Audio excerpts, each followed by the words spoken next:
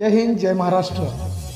आपण पाहत आहात वैविध्यपूर्ण बातम्या विशिष्ट मानलेले कमी कालावधीत लोकप्रिय झालेले आम्ही लोकप्रतिनिधी महाराष्ट्र न्यूज चॅनल। मी मुख्य संपादक प्रसाद।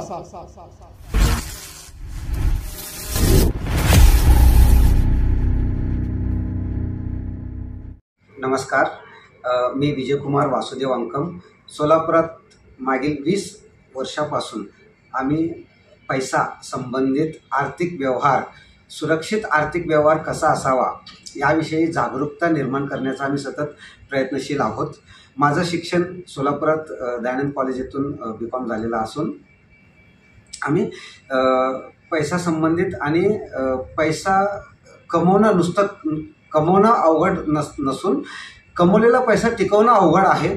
तर यावर कसं नियंत्रण मिळवलं पाहिजे, कसं त्याचं व्यवस्थापन केलं पाहिजे याविषयी आम्ही सतत दर महिन्यातून एखादा गुंतवणूकदारांसाठी मार्गदर्शन शिबिर आम्ही आयोजित करतोय आणि त्यामध्ये जागरूकता निर्माण करण्याचा आम्ही प्रयत्न करत आहोत।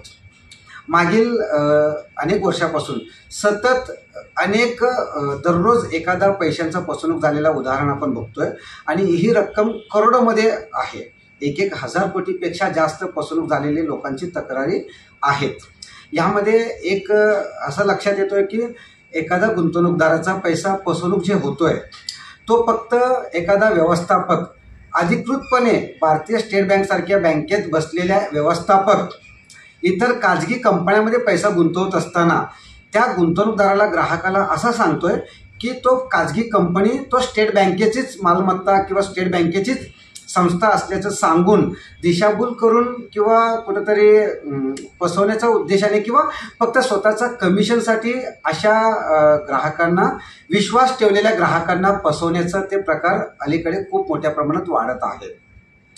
अलीकडेच आम्ही माहिती अधिकार अंतर्गत भारतीय स्टेट बँकेला विचारलेल्या एका माहितीमध्ये असं निदर्शनास आलेलं आहे की भारतीय स्टेट बँकेने एका आर्थिक वर्षामध्ये साधारण 2,000 कोटीचा व्यवसाय केले, ग्रॉस व्यवसाय, आणि नेट व्यवसाय जर बघितलं साधारण 350 कोटी रुपयाचा व्यवसाय केला, ज्यामध्ये साधारण 200 कोटी रुपयाचं उत्पन्न मिळवलेलं आहे।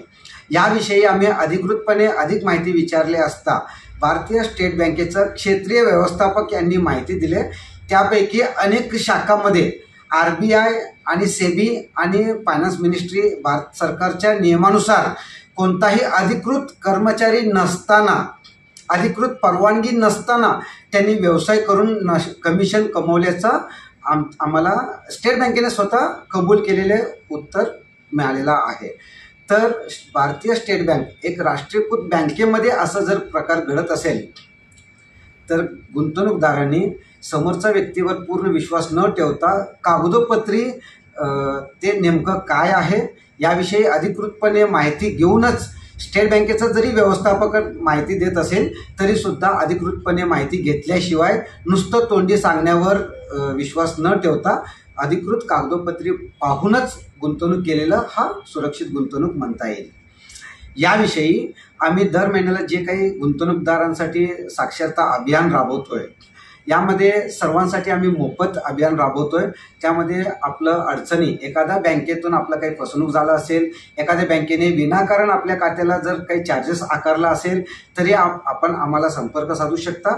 त्यामध्ये RBIचा नियम काय म्हणतोय आणि कायदा काय आहे या दोन्हीकडे ताळमेळ करून आम्ही पत्रव्यवहार करून जर चुकीचा जर आपल्याला दंड आकारण्यात आला असेल तर तो आम्ही रीतसर परत करून देण्याचा प्रोसेस आपल्याला माहिती देऊ।